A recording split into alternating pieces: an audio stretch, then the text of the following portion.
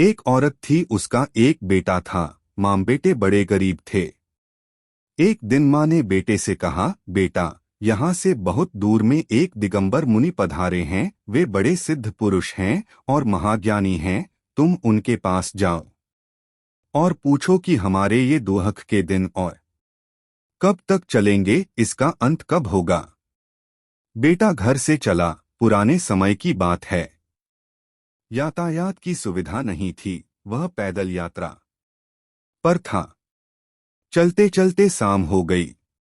गांव में किसी के घर रात्रि विश्राम करने रुक गया। संपन्न परिवार था। सुबह उठकर वह आगे की यात्रा पर चलने लगा तो घर की मालकिन ने पूछा, बेटा कहाँ जा रहे हो। तो उसने अपनी यात्रा का कारण घर की मालकिन को बताया। तो उसने कहा, बेटा, एक बात मुनिराज से मेरी भी पूछ आना कि मेरी यह इकलौती बेटी है। वह बोलती नहीं है, गूंगी है।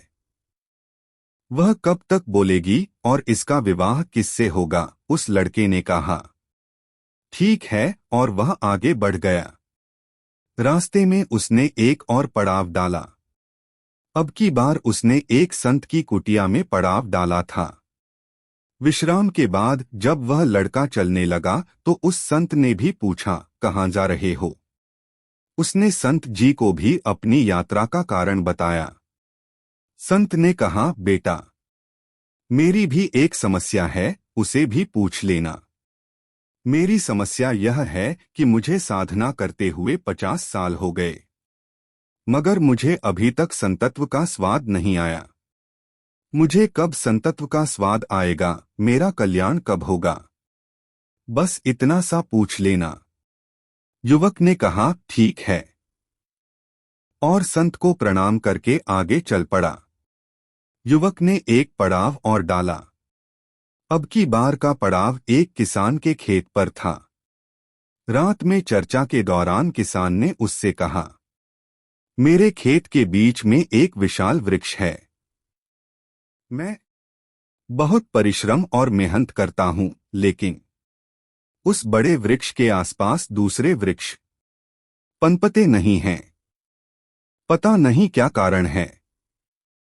किसान ने युवक से कहा, मेरी भी इस समस्या का समाधान कर लेना।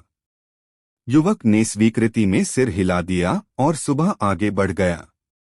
अगले दिन वह मुनिराज के चरणों में पहुंच गया। मुनिराज के दर्शन किए। दर्शन कर उसने अपने जीवन को धन्य माना। मुनिराज से प्रार्थना की कि प्रभु, मेरी कुछ समस्याएं हैं जिनका मैं समाधान चाहता हूं। आप आज्ञा दे तो श्री चरणों में निवेदन करूं। मुनिवर ने कहा, ठीक है, मगर एक बात का विशेष ख्याल रखना कि 3 प्रश्न से ज्यादा मत पूछना। मैं तुम्हारे किन्हीं भी 3 प्रश्नों का ही समाधान दूंगा, इससे ज्यादा का नहीं। युवक तो बड़े धर्म संकट में फंस गया। अब क्या करूं, प्रश्न तो 4 हैं, 3 कैसे पूछूं। 3 प्रश्न दूसरों के हैं और एक प्रश्न मेरा खुद का है। अब किसका प्रश्न छोड़ दूं? क्या लड़की का प्रश्न छोड़ दूं? नहीं, यह तो ठीक नहीं है। यह उसकी जिंदगी का सवाल है। तो क्या महात्मा के प्रश्न को छोड़ दूं? यह भी नहीं हो सकता। तो क्या किसान का प्रश्न छोड़ दूं? नहीं, यह भी ठीक नहीं है। बेचारा खून पसीना एक करता है, तब भी उसे कुछ भी नहीं मिलता है। अंत में काफी उहापोह के बाद उसने तय किया कि वह खुद का प्रश्न नहीं पूछेगा। उसने अपना प्रश्न छोड़ दिया और शेष 3 प्रश्नों का समाधान लिया और वापस अपने घर की ओर चल दिया। रास्ते में सबसे पहले किसान से मुलाकात हुई। किसान से युवक ने कहा, मुनिराज ने कहा है कि तुम्हारे खेत में जो विशाल वृक्ष है उसके नीचे चारों तरफ सोने के कलश दबे हुए हैं। इसी कारण से तुम्हारी मेहनत सफल नहीं होती है। किसान ने वहां खोदा तो सचमुच सोने के कलश निकले। किसान ने कहा, बेटा, यह धन संपदा तेरे कारण से निकली है। इसलिए इसका मालिक भी तू है। और किसान ने वह सारा धन उस युवक को दे दिया। युवक आगे बढ़ा। अब संत के आश्रम आया। संत ने पूछा, मेरे प्रश्न का क्या समाधान बताया है?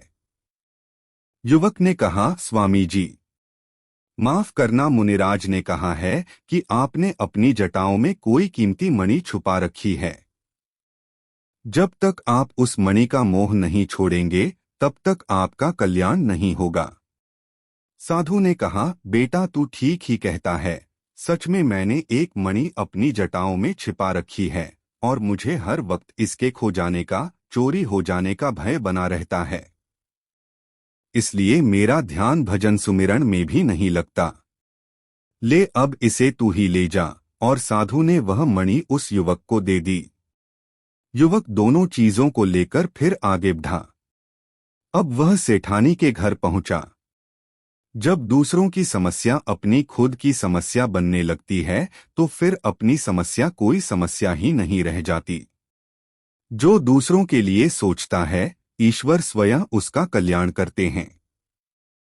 सेठानी दौड़ी दौड़ी आई और पूछा, बेटा बोल, क्या कहा है मुनिवर ने?